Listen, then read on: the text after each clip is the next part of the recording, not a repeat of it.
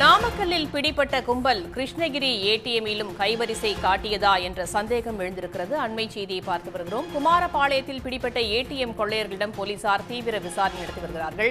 நாமக்கல்லில் பிடிபட்ட கும்பல் தான் கிருஷ்ணகிரி ஏடிஎம்மிலும் கைவரிசை காட்டியதா என்ற கோணத்தில் தற்போது விசாரணை என்பது நடைபெற்று வருகிறது. கூடுதல் தகவல்களோடு இணைகிறார் செய்தியாளர் குணசேகரன். குணசேகரன், எந்தெந்த கோணங்களில் தற்போது விசாரணை மேற்கொள்ளப்பட்டு வருகிறது? விவரங்களை சொல்லலாம்.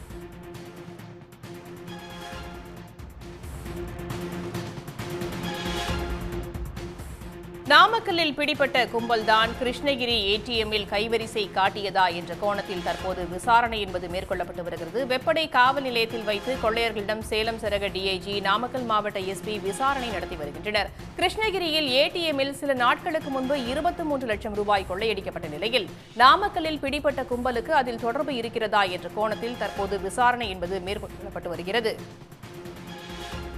கிருஷ்ணகிரியில் ஏடிஎம்மில் கைவரிசை காட்டியது நாமக்கல்லில் பிடிபட்ட கொள்ளை கும்பலா என்ற சந்தேகத்தின் அடிப்படையில் தற்போது விசாரணை மேற்கொள்ளப்பட்டு வருகிறது. குமாரபாளையத்தில் பிடிபட்ட ஏடிஎம் கொள்ளையர்களிடம் போலீசார் தீவிர விசாரணை மேற்கொண்டு வருகிறார்கள்.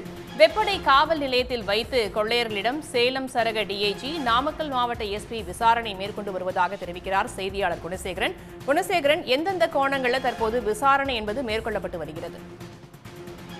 நிச்சயமாக திருச்சூர் ஏடிஎம் கொள்ளையில் ஈடுபட்டு இங்க தப்பிச் செல்லும் பொழுதுதான் குமாரபாளையம் அருகே பிடிபட்டு இருக்கக்கூடிய கொள்ளையர்களிடம் தற்பொழுது விசாரணை என்பது நடைபெற்று வருகிறது. துரத்தி பிடிக்கப்பட்ட கொள்ளையர்களில் ஒருவர் ஜமாலுதீன், 37 வயதான ஜமாலுதீன் சுட்டு கொல்லப்பட்டிருக்கக்கூடிய சூழ்நிலையில் ஆசர் அலி என்ற ஹரியானாவை சேர்ந்த ஒரு நபர் காயமடைந்திருக்கின்றார். காயமடைந்திருக்கக்கூடிய ஆசர் அலி ஈரோடு அரசு மருத்துவமனையில் சிகிச்சைக்காக சேர்க்கப்பட்டிருக்கின்றார். இந்த சம்பவத்தில் கொள்ளையர்களை பிடிக்க முற்பட்ட பொழுது போலீசாரை நோக்கி இவர்களும் தாக்குதல் நடத்தியிருக்கிறார்கள்.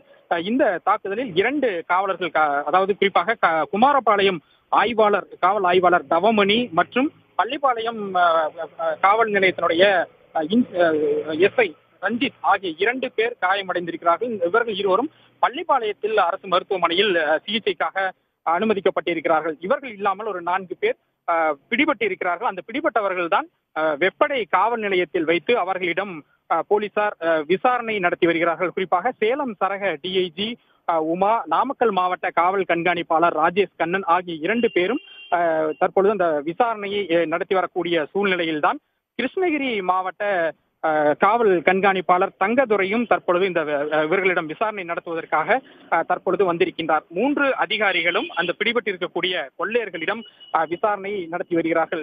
குறிப்பாக இந்த கொள்ளையர்கள் திருச்சூரில் நடத்தப்பட்ட அதே பாணியில் கிருஷ்ணகிரியிலும் கடந்த சில தினங்களுக்கு முன்பாக ஒரு ஏடிஎம் இயந்திரத்தை கொள்ளையடித்திருக்கிறார்கள்.